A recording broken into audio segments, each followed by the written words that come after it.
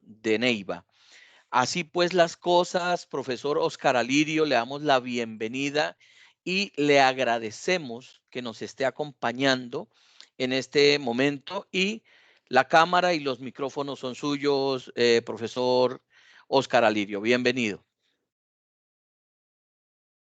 Alex, muchísimas gracias por su saludo. Me encuentro muy contento aquí en la sede de la Universidad Cooperativa, en la biblioteca, acompañado también de ustedes, que son técnicos, no solo técnicos en informática, sino técnicos culturales, personas a quienes les encanta también la cultura. Los felicito por eso. Un cordial saludo desde aquí, desde Neiva. Primero que todo, pues, a todas las sedes, entiendo yo, de la Universidad Cooperativa en el país. Para todos los directivos y los profesores, un cordial saludo. Igualmente me permito saludar aquí en Neiva al bibliotecario y la directora de bienestar de la Universidad Antonio Nariño, con quienes ayer, Día del Idioma, tuvimos una sesión muy interesante, muy amena, muy provechosa. Mi saludo cordial igualmente a mis colegas, digamos, a mis exalumnos que de pronto están conectados, a mi familia. Saludo para mi hijo Carlos Andrés en Río Negro, Antioquia, para mi esposa Miriam Hernández en Bogotá, para mi hija Dianita en Bogotá.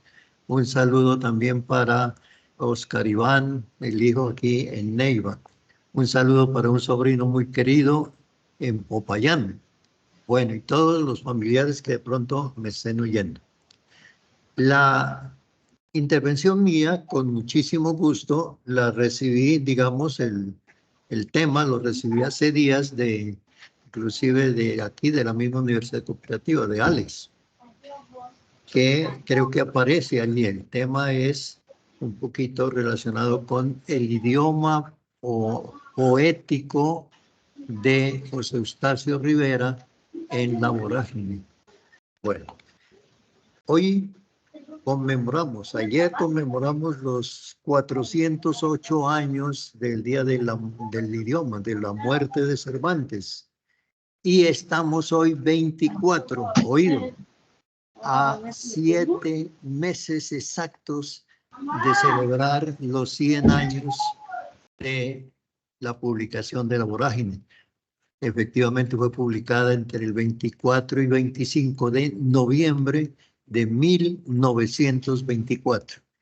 Es el año, pues, ihuilense por excelencia, es el año de la naturaleza, es el año de la poesía, porque hablaremos un poquito sobre ese tema, ese hermoso uso, llamémoslo así, que hizo José Eustacio como gran escritor del idioma español, un idioma que él empleó poéticamente. Bueno, de una vez les comento que mi metodología esta vez no va a ser tanto una conferencia ni nada de eso, sino que acudiré mucho, un porcentaje alto, a mostrarles a mi amable audiencia, a presentarles modelos del escrito, del estilo de José Eustacio, especialmente sus sonetos, pero también La Vorágine. A propósito, José Eustacio escribió una novela que fue La Vorágine, escribió una colección de sonetos que en total son como, grande la colección, como 160 sonetos, pero se conocen, lo primero que publicó él y lo dirigió directamente, fue de 55 sonetos en 1921, y él mismo le dio un título curioso, interesantísimo, que muchos lo conocen, pero a veces no lo entienden. Él llamó a esa colección de sonetos, la llamó Tierra de Promisión. Bueno, de todos esos detallitos hablaremos. Una pequeña ilustración a mi amable audiencia. A propósito, si como estamos de manera virtual, quienes quieran conectarse, quienes quieran preguntar, pues bienvenidos. Armamos, digamos, formamos un conversatorio que hoy en día es el estilo, que la gente participe, que no sea solamente una persona que se desgañita ahí durante 40 minutos o más hablando y la gente se aburre de oír. No, participar en ese sentido. Bueno, entonces una pequeña aclaración. El idioma, y especialmente nuestro idioma español, pero cualquier idioma, tiene varias funciones, ¿cierto? La naturaleza, o sea, mi Dios, para los que tenemos fe, nos lo dio para comunicarnos esencialmente. Nosotros nos comunicamos esencialmente con el idioma, de manera hablada o de manera escrita. Pero en ese mismo contexto de los idiomas y del nuestro en particular, hay otras modalidades. Tenemos el idioma, la forma de prosa en el idioma, la forma de poesía en el idioma, la forma científica. Todas las ciencias tienen su propio idioma, que en español, desde luego. La medicina, por ejemplo. Todas, todas, todas. Para que las personas entiendan qué manejó especialmente, y hoy comentamos, José Eustacio Rivera. Manejó el idioma español, desde luego, en prosa, pero también en poesía. Ojo para que no haya confusión. La poesía presenta dos formas, lo que llamamos poesía. Presenta el fondo y la forma. El fondo de una poesía son las ideas que expresa la poesía.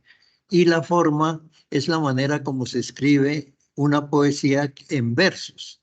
El verso, si usted está escribiendo en computador, el verso ocupa media pantalla, mientras que la prosa ocupa toda la pantalla cuando está escribiendo un texto en prosa. Es una observación que es interesante tenerla y recordarla. También es interesante recordar que José Eustacio quiso en sus últimos años, sus últimos días casi. Él murió en Nueva York, hablaremos de eso en otra oportunidad. Él murió en Nueva York, quiso que le tradujeran la vorágine al inglés. No se logró, no se logró, pero bueno, tuvo esa intención. Y hoy en día yo creo que nuestra novela está en muchos idiomas, afortunadamente. Además de la vorágine y de la tierra de promisión, Rivera fue autor, fue escritor de dramas. Curiosamente, de todos los que escribió, que no fueron muchos, fueron como 6 o 7, pero de esos 6 o 7 se han perdido 6 o 7, quedó un drama que es una reliquia. Lo llamó Juan Gil. Yo estaba invitando, y desde aquí invito, si me están escuchando en las universidades, profesores, alumnos, y aquí en la Universidad Cooperativa lo vamos a hacer con el apoyo de todas las personas aquí, de amantes de la cultura, a ver si logramos en este año conformar un grupo de teatro con los alumnos o con los profesores o con quienes quieran participar en esa obra para presentar en algún escenario o en muchos escenarios la obra de José Eustacio llamada Juan Gil. Bueno, dicho esto, empecemos a hablar del estilo poético.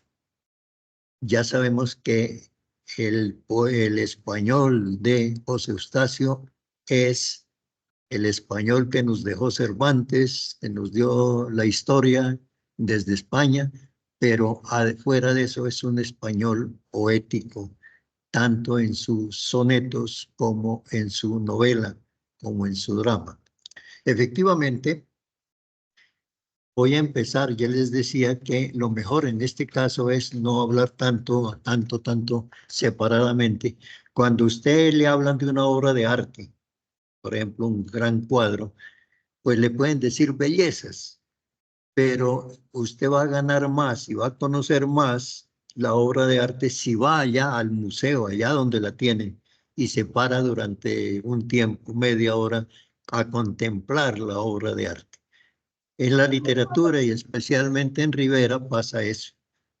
Podemos hablar muchísimo de Rivera y de todo, pero es mejor que conozcamos, que entremos en las obras, en el estilo, en lo que él escribió. Empiezo leyéndoles este fragmento donde hace una evocación a la selva. Eso lo encuentran ustedes en La Vorágine, en la segunda parte. Dice así, comillas: oh selva, esposa del silencio, madre de la soledad y de la neblina, qué hado maligno me dejó prisionero en tu cárcel verde. Los pabellones de tus ramajes, como inmensa bóveda, siempre están sobre mi cabeza, entre mi aspiración y el cielo claro, que solo entreveo cuando tus copas estremecidas mueven su oleaje a la hora de los crepúsculos angustiosos. Bueno, no se olviden, segunda parte de La Vorágine, la evocación a la selva. Más abajo dice, en el mismo texto: tú eres la catedral de la pesadumbre. Sigue Rivera hablando con la selva. Tú eres la catedral de la pesadumbre, donde dioses desconocidos hablan a media voz en el idioma de los murmullos, prometiendo longevidad a los árboles imponentes contemporáneos del paraíso, que eran ya decanos cuando las primeras tribus aparecieron, y esperan impasibles el hundimiento de los siglos futuros. Tus vegetales forman sobre la tierra la poderosa familia que no se traiciona nunca. El abrazo que no pueden darse tus ramazones lo llevan las enredaderas y los bejucos, y eres solidaria hasta en el dolor de la hoja que cae. Bueno, hay un ejemplo entre muchos que les voy a dar de ese lenguaje poético de José Eustacio, hablando con la selva. En literatura preceptiva que nos enseñaban hace unos años, normas para escribir bonito, como podemos decir, esta figura de hablar con seres inanimados, aquí Rivera como que se ponía delante de todos esos árboles y les hablaba. Esa figura literaria toma el nombre de prosopopeya, que consiste en hablar con seres inanimados, con los árboles, con las piedras, bueno, y hasta con los animales, de prosopopeya.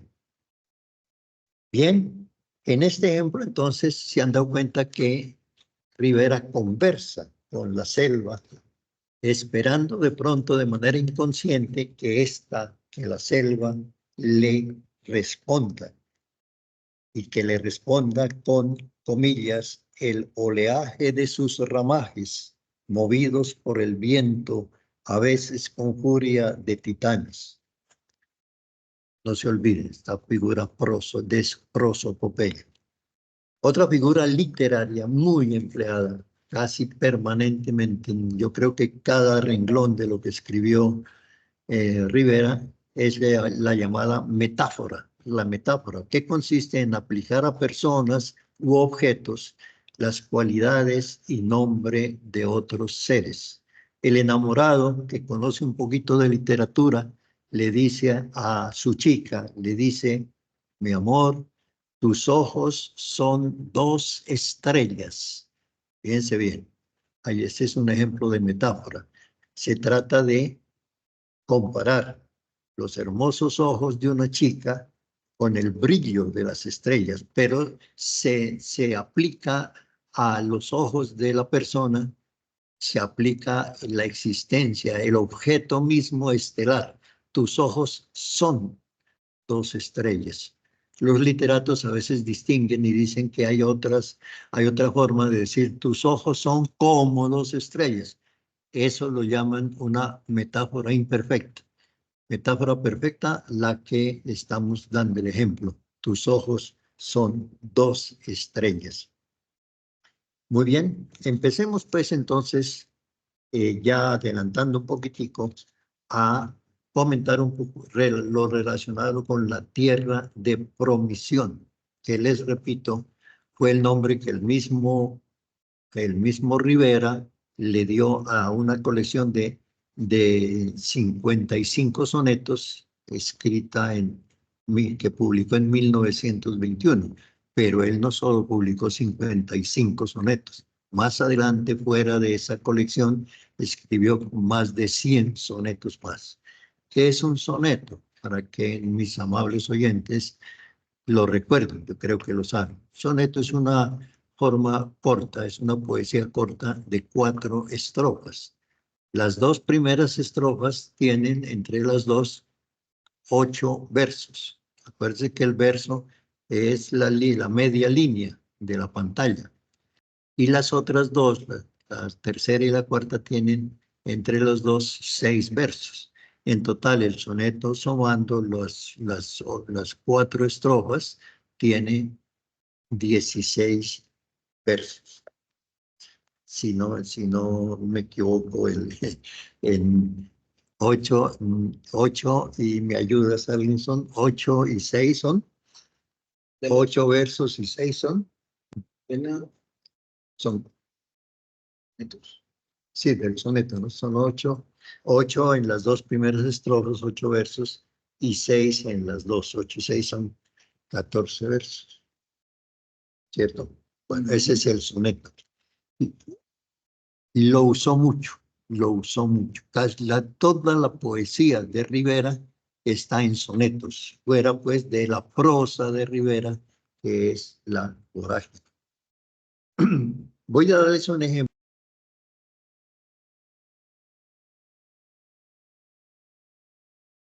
Profesor Oscar, tiene silenciado el micrófono.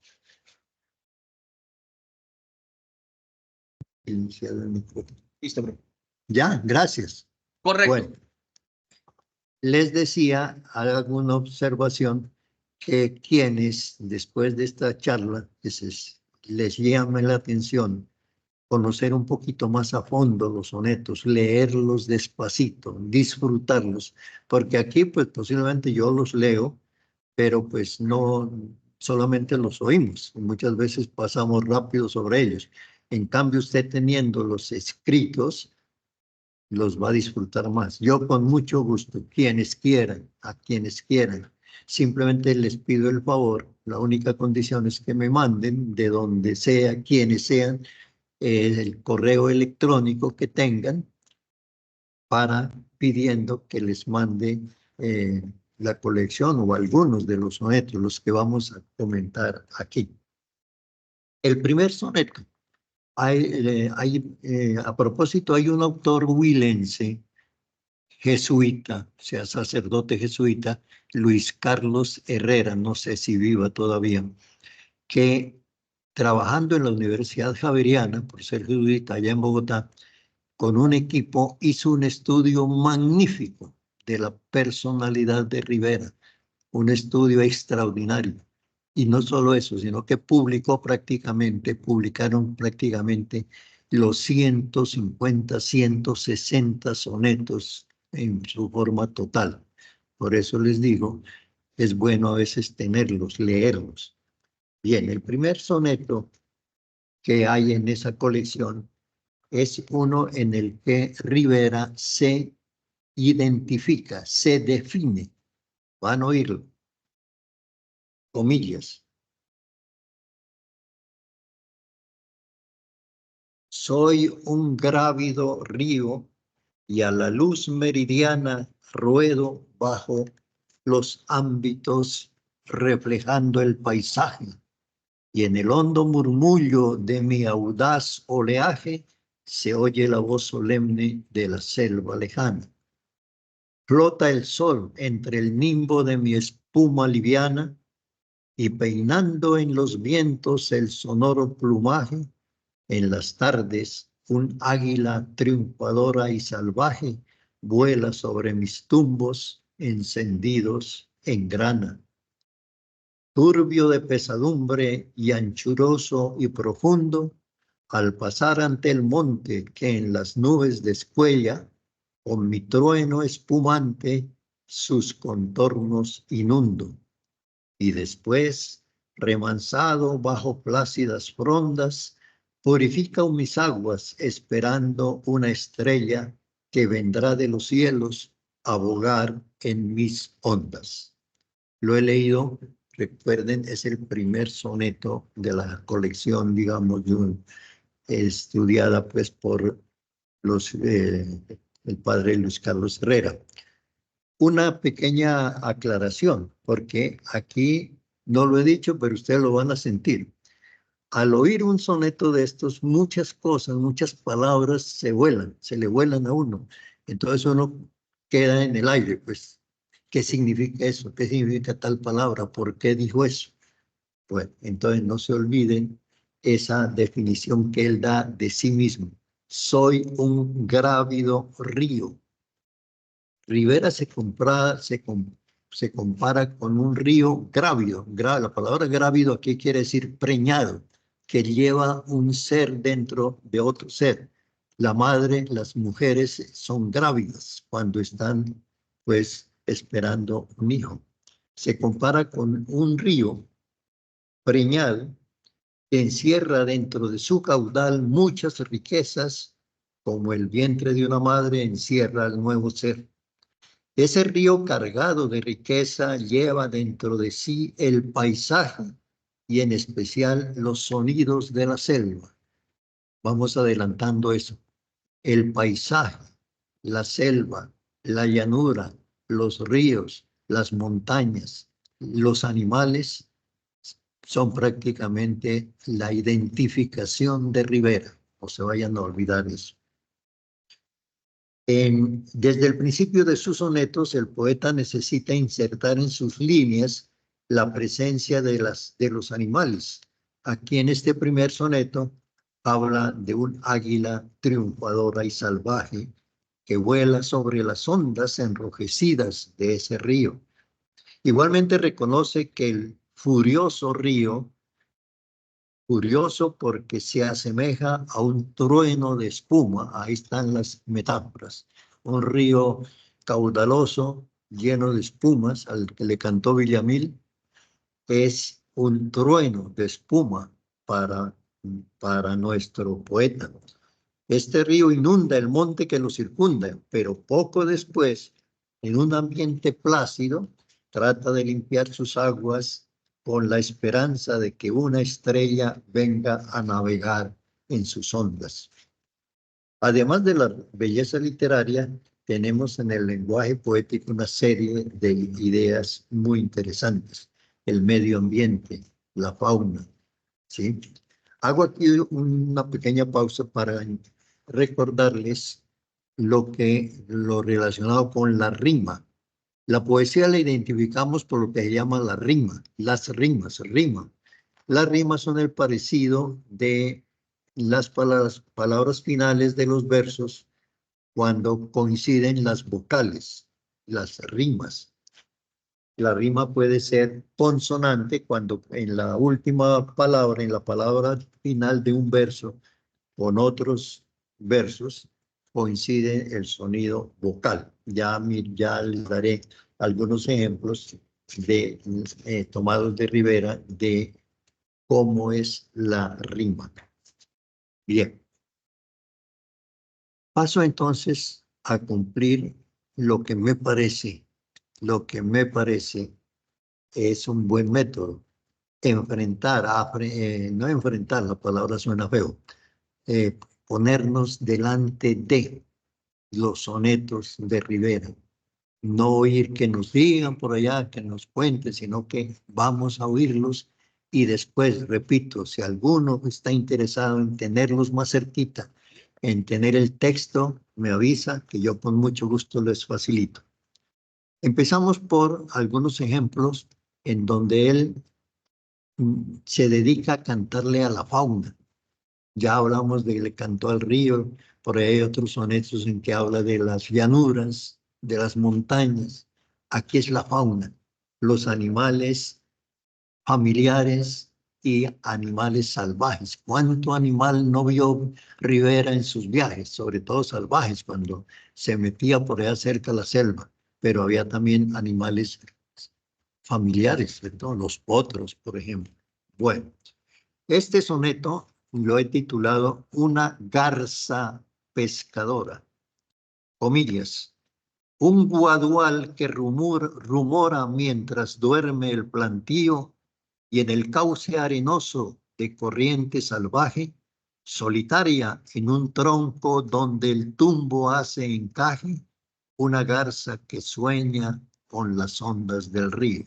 Ahí tenemos la rima entre plantío y río, ¿cierto? La palabra tumbo, él usa mucho hablando de los ríos, son los choques de las ondas del agua contra las rocas, por ejemplo. Seguimos. En sus plumas, hablando de la garza, en sus plumas de raso se abrillanta el rocío y a la par que escudriña maliciosa el paraje, alargando su cuello sobre el limpio oleaje, clava inquieta los ojos en el fondo sombrío. Es un pez nacarino que irisándose juega en la diáfana linfa del remanso callado. La enemiga acechante los plumones despliega, con acento certero del cristal lo arrebata y se eleva oprimiendo con el pico rosado un estuche de carne guarnecido de plata. Bueno, vuelvo a comentarles, yo sé que muchas veces, por ejemplo, el pececito que dice que tiene escamas plateadas, lo llama aquí estuche de carne guarnecido de plata. La garza lo agarra en el río, ¿cierto? Lo coge en el pico y se lo lleva. Ese hecho que es un poquito banal, digamos, que casi nadie le daría mayor importancia, hizo que José Eustacio, el gran poeta, escribiera este soneto hermoso sobre una garza pescadora. Oigamos este otro soneto, El caimán y el pato. Comillas, cerca del ancho río que murmura en las arenas que el cenit rescalda, vela el caimán cuya rugosa espalda parece cordillera en miniatura. Para nosotros vemos un caimán, nos asustamos, salimos corriendo. Para el poeta José Eustacio, la espalda del caimán, dice, es una cordillera en miniatura. Seguimos. Viendo nadar el caimán sobre la linfa pura, lustroso pato de plumaje gualda, como túrbido grano de esmeralda, agranda el ojo el caimán, agranda el ojo entre la cuenca dura. Pérfidamente sumergido un rato, el caimán, en la líquida sombra, de repente aprietan sus mandíbulas al pato. Entonces flota la dispersa pluma, abre un cinturón enorme la corriente y tiembla sonrojándose la espuma. ¿Sí ven cómo cuenta en forma poética el ataque de un caimán a un patico, que al fin lo agarró y lo volvió nada? Otro, ¿cómo describe otro animal salvaje? El tigre. En la tórrida playa, sanguinario y astuto, mueve un tigre el espanto de sus garras de acero.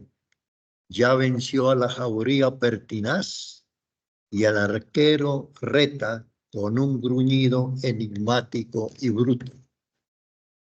Manchas de oro vivaces entre manchas de luto, está describiendo al tigre. En su felpa ondulante dan un brillo ligero, magnetiza las frondas con el ojo hechicero y su cola es más ágil y su ijar más enjuto. Tras las verdes palmichas, distendiendo su brazo, templa el indio desnudo la vibrante correa y se quejan las brisas al pasar el flechazo. Ruge el tigre arrastrando las sangrientas entrañas, agoniza y al ver lo que yacente se orea, baja el sol como un buitre por las altas montañas. Sí me están oyendo esta belleza de poesía de Rivera, contando el tigre que está por allí, lo describe. Hay un indio por ahí con un arco y una flecha, le dispara al tigre, lo hiere, lo mata y termina el poema, el soneto, diciendo que al ver lo que yacente, o sea, tendido, se orea, baja el sol como un buitre por las altas montañas. Describe un tigre, es un animal grande, pero también describe animales pequeños, hermosos. Oigamos cómo describe a la mariposa. Persiguiendo el perfume de risueño retiro, la fugaz mariposa por el monte revuela y en los aires enciende sutilísima estela con sus pétalos tenues de cambiante zafiro. En la ronda versátil de su trémulo giro, esclarece las grutas como azul lentejuela, y al flotar en la lumbre que en los ámbitos riela, vibra el sol, y en la brisa se difunde un suspiro. Al rumor de las lianas son los bejucos, al rumor de las lianas y al vaivén de las quinas, resplandece en la fronda de las altas colinas, polvoreando de plata la florida arboleda. Todo esto es hablando de la mariposa.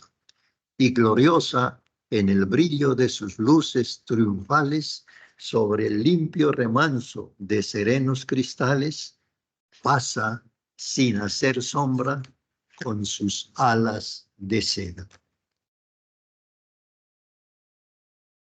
Bien, estos animales, feroces unos, tiernos otros, nos los va pintando en forma hermosa, en forma poética. A ver, ¿cómo pinta a la serpiente? La serpiente, animal reptil que le tenemos fastidio más bien, pero oigamos al poeta. Sobre el musgo reseco, la serpiente tranquila fulge al sol, enroscada como rica diadema, y en su escama vibrátil el zafiro se quema, la esmeralda se enciende y el topacio rutila. Yo creo que a nosotros no se nos ocurriría decirle a la serpiente que se enrosca como una rica diadema, pero eso sí lo pudo hacer el gran poeta. Seguimos. Tiemblan lampos de nácar en su roja pupila, hablando de la serpiente, que columbra del buitre la acechanza suprema, y regando el reflejo de una pálida gema, silbadora y astuta por la grama desfila. Van sonando sus crótalos en la gruta saliente, donde duerme el monarca de la felpa de raso. Un momento relumbra la ondulante serpiente, y cuando ágil avanza y en la sombra se interna, al chispear de dos ojos suena horrendo zarpazo y un rugido sacude la sagrada caverna. En pocas palabras, aquí están, después de describir forma linda, poética, lo que es la serpiente, habla que se mete por allá en un hueco, ya se interna por allá en la sombra y al rato se oye un horrendo zarpazo y un rugido. Se ve que la serpiente agarró una presa, quién sabe, un ratón o algún animal más grande. Bueno, hacemos una pequeña pausa para que este ejercicio lo podamos realizar al terminar la lectura. Si usted, me gustaría que comenten algunas, pero no les dé miedo comentar y decir, oiga, esos sonetos suenan bonitos, son bonitos, son como una música, pero no entiendo nada. Bueno, no les dé pena decir eso, si no entiendo, porque es que el lenguaje poético es complicado, es complicado. hay que hacer pues un estudio. Nos quedamos por ahora con la rima, con la música.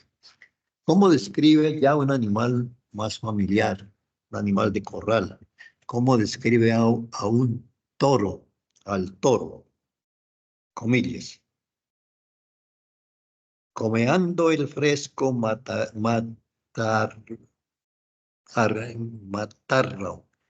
Bueno, hay unas palabras aquí un poco complejas. Corneando el fresco matarrol arranca.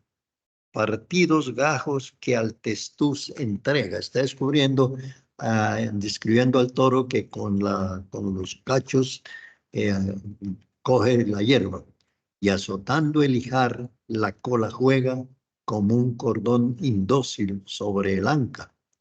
Luego asoma a la altísima barranca, tiende lento los ojos por la vega y la humeante nariz del toro de pronto riega un grato olor en la mañana blanca. Lo envuelve el sol en su vislumbre de oro, solemnemente lo contempla el toro y al ver que con gradual prolongamiento su móvil sombra en el gramal se estampa, al golpe de un bramido con su aliento inciensa las novillas de la pampa. Bueno, lo mismo, describe al toro que anda por ahí y a lo último dice que encuentra a lo lejos un poco de parejas, de novillas, inciensa con las novillas de la pampa al golpe de un bramido. Fíjense bien. Otro soneto más conocido, este ya es más conocido, lo he visto por ahí inclusive en algún restaurante en Rivera, lo vi el otro día en la carrera quinta aquí en Neiva. Ojalá se conserven esas paneles con los sonetos hermosos de Rivera. Este es sobre los potros, comillas, atropellados por la pampa suelta, los raudos potros en febril disputa, hacen silbar sobre la sorda ruta los huracanes en su trin revuelta. Hay una estatua, hay un monumento a los potros aquí. Yo creo que estaba basada mucho en este soneto. Seguimos. Atrás, dejando la llanura envuelta en polvo, alargan la cerviz enjuta y a su carrera retumbante y bruta cimbran los pindos y la palma esbelta. Y cuando cruzan el austral peñasco, vibra un relincho por las alas altas rocas, entonces paran el triunfante casco, resoplan sordos ante el sol violento y alzando en grupo las cabezas locas, oyen llegar el retrasado viento. Los potros, qué belleza. Corren, corren, andan por allá por las peñas y de tanto correr llegan cansados, paran y dice que dejaron atrás el viento en su veloz carrera. Bueno, cierro un momentico ya con esto o algunos de las muestras del, digamos, del gran poeta en los animales. Sin embargo, no me resisto al, digamos, al deseo de mostrarles el poema o el soneto, que para mí es una opinión muy personal, muy humilde opinión, es el más hermoso, el más bello. ¿Por qué? Por su sentimiento, por su belleza, por su ternura. Es el soneto que le escribió a la Paloma Torcas. Comillas. Cantadora sencilla de una gran pesadumbre, entre ocultos follajes, la paloma torcaz acongoja la selva con su blanda quejumbre, picoteando arrayanes y pepitas de agraz. Arrurú canta viendo la primera vislumbre y después por las tardes al reflejo fugaz en la copa del Guáimaro que domina la cumbre ve llenarse las lomas de silencio y de paz. Entreabiertas las alas que la luz tornasola, se entristece la pobre de encontrarse tan sola, y esponjando el plumaje como leve capuz, al impulso materno de sus tiernas entrañas, amorosa se pone a arrullar las montañas, y se duermen los montes y se apaga la luz. Bello, bello, bello, bello para mí. Yo creo que para ustedes también este soneto sobre la paloma torcaz, tierna, al impulso materno de sus tiernas entrañas. Se siente solita la palomita por ahí, se esponja, dice, y amorosa se pone a arrullar las montañas, como si las montañas fueran sus hijas, y se duermen los montes y se apaga la luz. En esta presentación hago también una pausa para ya pasar a la última parte. No los pienso demorar o cansar mucho. Hemos hablado de los poemas, pues, sobre los animales, sobre los ríos, pero el poeta no solamente se limitó a cantarle a la naturaleza y a la fauna, no podía dejar de lado el ser humano, o sea, nosotros, con nuestras costumbres y nuestros más profundos sentimientos, como son el amor y la sexualidad. Presento dos ejemplos de esto último que nos muestra la inspiración poética de Rivera centrada en la belleza. Aquí va a hablar de los humanos. En este poema que les voy a leer, este soneto, habla de la belleza y sencillez de una mujer campesina. Quienes han leído La Vorágine se han dado cuenta que él, en sus caminar, en sus viajes, encontró muchas mujeres. La principal es Alicia, ¿no? Las compañera de Arturo Cova, pero estaba doña Grisela, estaban una cantidad de mujeres campesinas, muchas de ellas, con esa belleza natural de la campesina, no solo física, sino moral. La campesina era o es humilde, es servicial, no tiene malicia. Pues bien, oigamos este soneto sobre una mujer campesina. Comillas. Amorosa y fecunda como el monte nativo, en la hamaca se mece bajo frescos palmares, y tendida en las pieles de lustrosos jaguares, la perfuman los vientos del sonoro cultivo. Acendrando la magia de su ardiente atractivo, en el cuerpo se pinta voluptuosos lunares, y en sus sienes, al ritmo de los raros collares, juegan lánguidas plumas su reflejo más vivo. Afligida en la loma con los senos desnudos, la sorprenden las noches esperando al indiano que en las chambas acecha los tapires membrudos. Y hacia allá, mientras siente despertar los sinsontes, ve que algún meteoro rasga el éter lejano como lívida flecha que ilumina los montes. Bien, la descripción de una sencilla campesina, hermosa. Hermosa la campesina, hermosa la descripción. Viene un soneto que a muchos les va a llamar un poquito la atención. Lo he titulado El amor hecho carne. Es un soneto en que va a describir, lo van a oír, una relación sexual de Rivera, que posiblemente la tuvo, con alguna campesina. Comillas. Por sacar los ardores de mi sangre liviana y alegrar la penumbra del vetusto caney, un indio malicioso me ha traído una indiana de senos florecidos que se llama Riguey.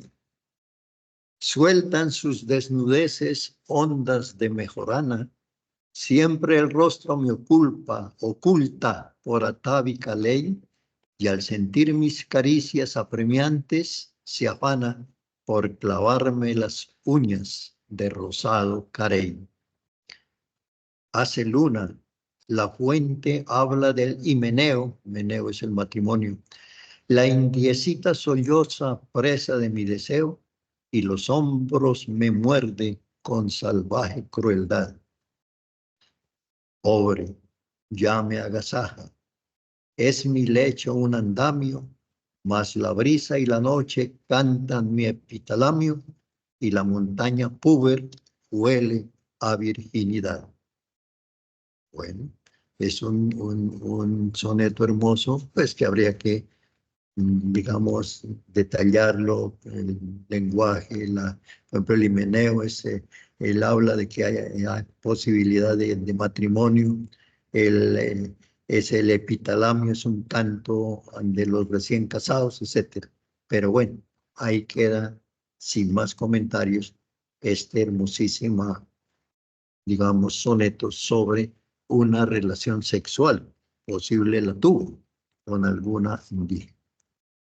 Bueno, espero que con estos pocos ejemplos haya podido mostrar un pedacito, digamos, un resquicio siquiera de la inagotable riqueza idiomática y literaria del gran poeta huilense. Un resquicio. Les habré leído, les han dado a conocer, qué sé yo, 10, un poco más de sonetos, pero son en total unos 150 sonetos. En este año del centenario de la publicación de La Vorágine, queda para toda la audiencia huilense y nacional un compromiso apremiante y sagrado, un consejo que les doy. ¿Cuál es ese compromiso, ese consejo?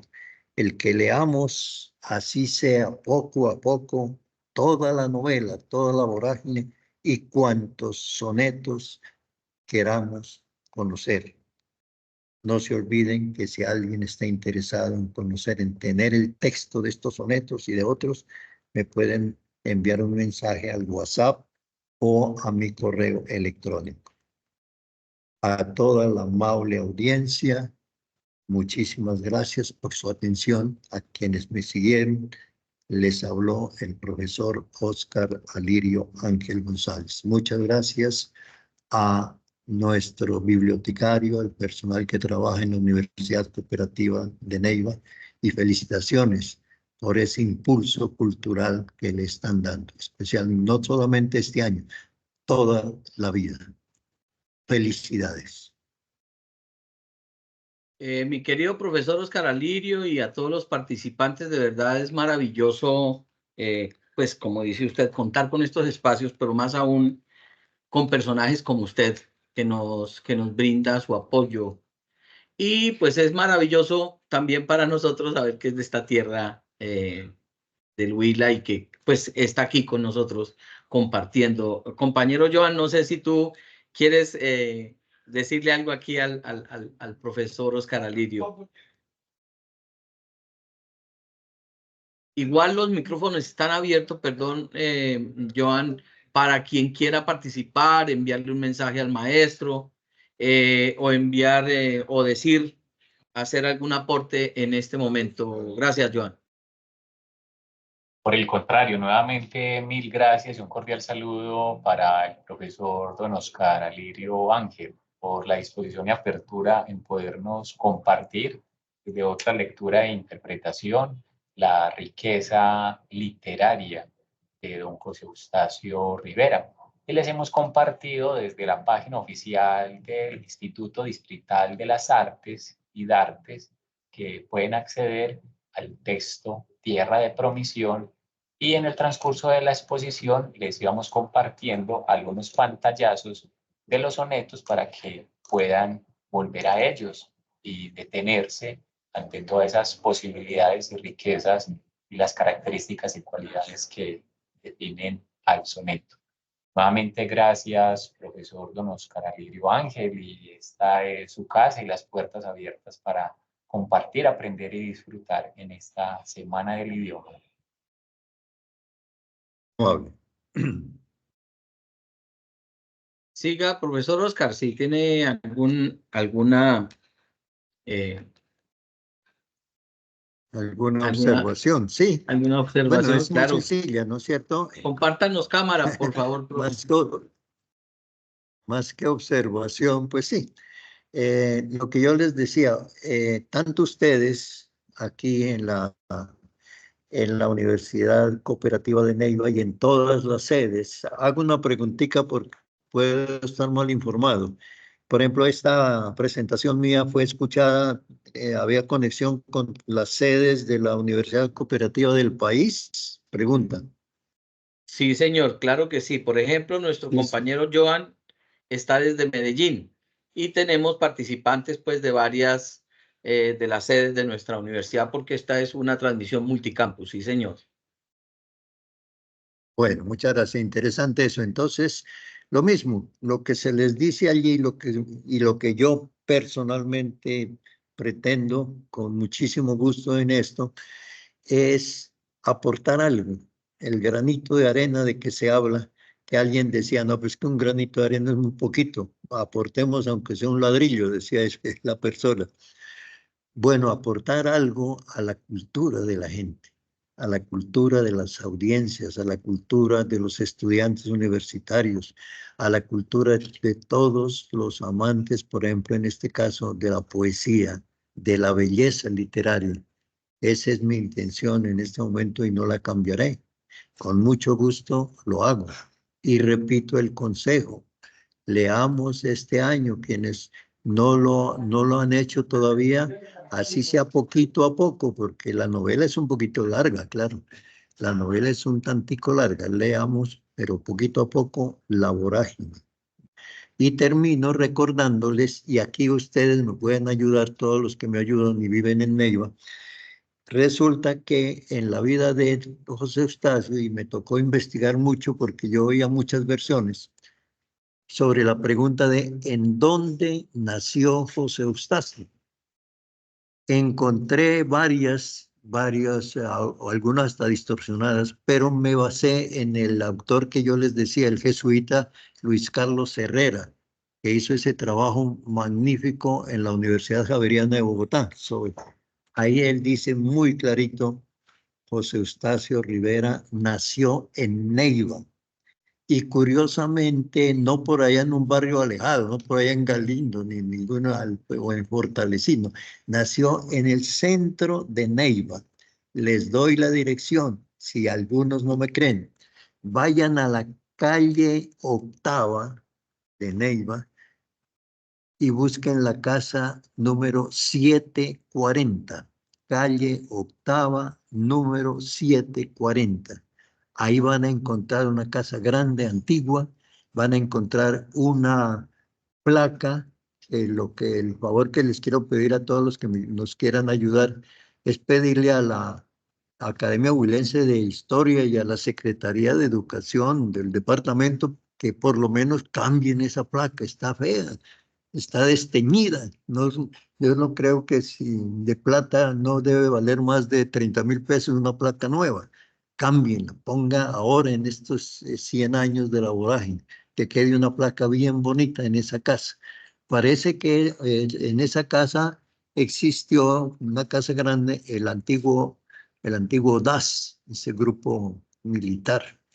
Y parece que la casa era propiedad de Rafael Azuero Manchola. Para muchos, yo creo que un nombre es conocido, don Rafael Azuero Manchola, que era muy amigo del presidente Pastrana, padre, papá, y creo que Rafael Azuero en un tiempo fue el designado, es decir, alcanzó a ser presidente encargado en unos días, no sé cuánto tiempo.